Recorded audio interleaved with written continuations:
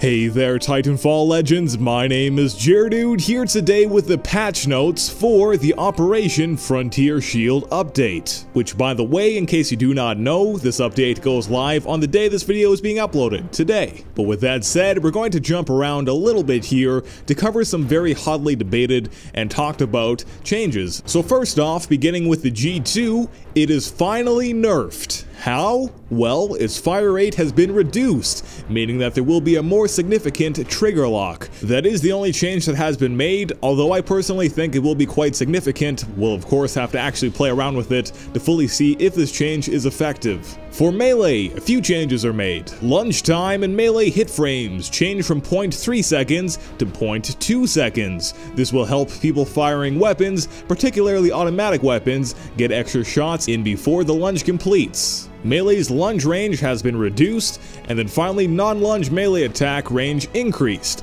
This will help in cases where melee looks like it should hit, but it doesn't connect with the target. Then for Scorch, he receives a few changes to buff him. Scorch will now have one dash charge with a 10-second cooldown by default. The firewall's width has been increased. For Scorch's kits, Wildfire Launcher now increases the direct hit damage of the Thermite Launcher. It still increases the amount of fire spread. For Scorched Earths, the lingering fire lasts longer. For Tempered Plating, it now makes Scorch immune to crits and his own thermite damage. And finally, fixed a bug with Flame Core not igniting incendiary traps. Definitely a lot of changes to the old Papa. Now talking about the Titans in general, Overcore now gives 20% core meter instead of 30, and then Electric Smoke unlocks at 20% instead of 25%. Turbo Engine will now reduce the cooldown of Scorch's and Legion's dashes to 5 seconds. It will still behave the same as before for other Titan classes.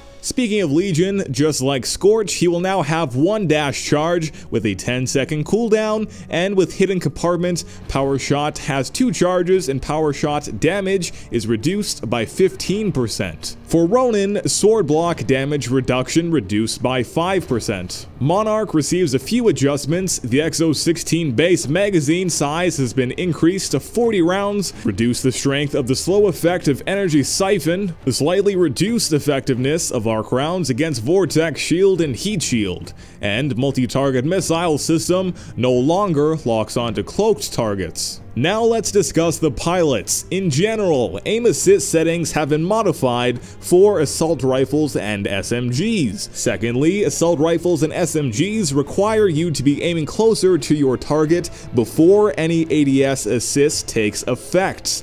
Thirdly, reduce the overall effectiveness of ADS assists for assault rifles. Fourthly, Titan Hunter Kit modified to be 10% extra Titan meter from damage instead of 10% Titan meter on Titan kill. The only tactical to be changed this update is Phase Shift. It now only has one charge, but it does recharge faster. For all of the SMGs, medium and long range damage significantly reduced. And then Respawn says one of the positive changes we saw in the high TTK playlist was the increase of weapon diversity. It is our hope that between the aim assist nerf and this SMG nerf, we'll see weapon diversity increase across all 3 platforms. The DMR sees its fire rate reduced. Respawn says in this particular instance, we felt the reduced fire rate simply made the gun feel better since the gun stabilizes better between shots. Flatline, slightly reduced damage at medium range. It still has the best medium range damage of any assault rifle though.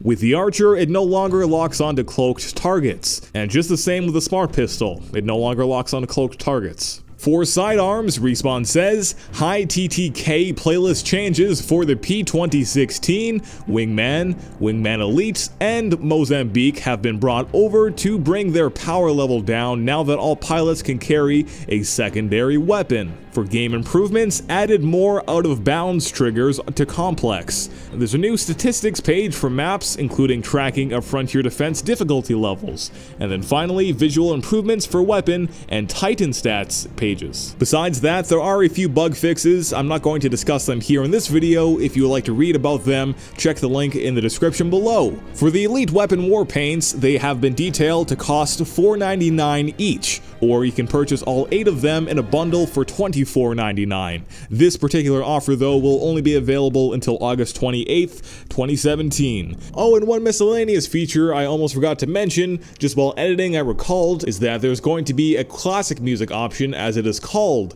This will unlock Titanfall 1 lobby music and Frontier Defense music. In order to unlock this option, we have to win 10 matches of Frontier Defense to get access to this. Today's question of the day: what are your thoughts on the changes made in this update? Feel free to let us know in the comments below, or answer silently in your head. Check out my personal channel, Jaredude, for a ton of Frontier Defense content over the next few days, as well as expect some coverage here on Titanfall Legends. My name is Jaredude, and until next time, stand by for Titanfall.